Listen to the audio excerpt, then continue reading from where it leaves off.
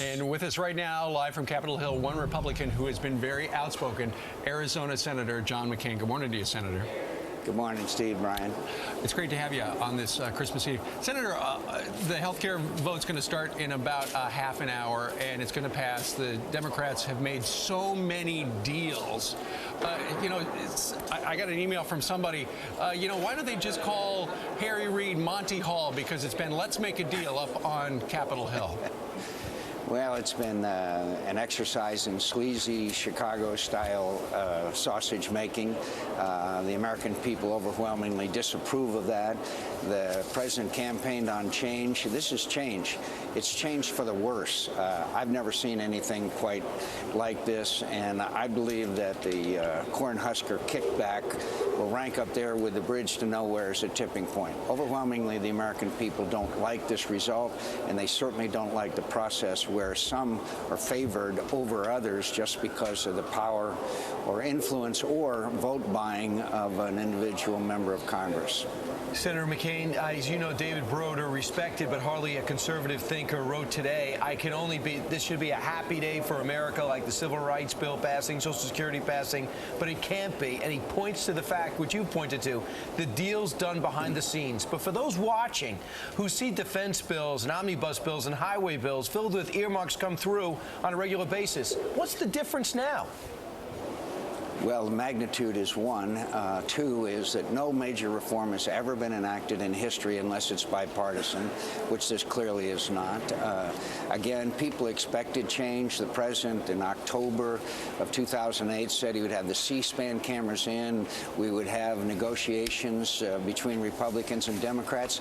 And he specifically said, we'll see who's on the side of the pharmaceutical companies and the insurance industry and who's on the side of the American people. The first deal they cut was an unsavory deal with the pharmaceutical companies, which is really, that's going to cost the taxpayer, the consumers, about $100 billion a year. So first, they cut the backroom deals with the special interest, AARP, the AMA, the pharmaceuticals, and then they started cutting the deals with members of Congress. Americans don't like that. It's no wonder our approval rating is down below that of, if I may be so bold, used car salesmen, with all due respect to used car salesmen. And finally, the spending and the cost of this is going to be another $2.5 trillion debt on future generations of Americans. They're spending money like a drunken sailor, and the bar is still open.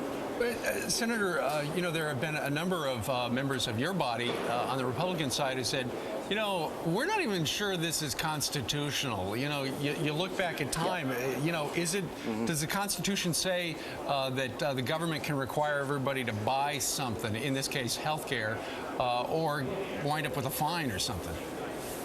Or is it constitutional for certain states, residents of certain states, to be favored over residents of other states? Right. I think they're both. I think they're both legitimate constitutional questions, and I'm happy to see the attorneys generals, including the Attorney General of South Carolina, preparing cases on this issue. But look, what this is, we got to stop this way of doing business in Washington. It's worse and worse and worse, to the point where people have lost trust and confidence in the way we do business. And I think this latest thing is going to throw gasoline on the Tea Party fires. You're right. There's a fear amongst Republicans especially and moderate Democrats about the public option. And are we heading towards a single-payer system? So without the public option, with your friend Senator Lieberman holding out, getting his way, people thought, well, that problem has been solved. Now some are saying, wait a second, read the bill. Health exchanges could be a one-way ticket to single payer. Is that a fear they should have? I think that's a very legitimate concern. And again, with 2,700 pages, we'll be finding out things for weeks ahead. But I also want to point out, guys, this vote today, they've got to go to conference and they got to reconcile different parts of the bills. We're not giving up. John Paul Jones, to paraphrase my great naval hero, we're beginning the fight, and we're not going to stop until this thing is completely finished. We're going to go back home and we're going to keep fighting, because this is bad for America. Senator McCain, is it true that there might not be a conference, and can you bring us inside this legislative process that would allow that to happen? I am not privy to the deliberations and decisions that are made by Senator Reid. Yeah. Well, I know, Senator, I know something you are privy to, phone calls that you or your office have made. Have you called perhaps a congressman from Pennsylvania and suggested he's a Democrat, that he come over to the Republican side? No, but I have talked to a number of people who are on the Democrat side and said that I know that they would do the right thing for America and for their constituents. And the congressman from Alabama, I think, just made that decision. And I would not in any way criticize people who do not make that decision, but I certainly encourage those who want to do what's right for America and the people they represent. I just have one last question. How many have you talked to? I would rather I would rather leave that alone, but I'm always ready to make calls. Okay. Thanks for picking up our phone call, Senator John McCain. Thanks, guys. And really, we will not quit on this fight, my friend. We're going to carry it to the bitter end, and I still think we can prevail. The American people don't want this.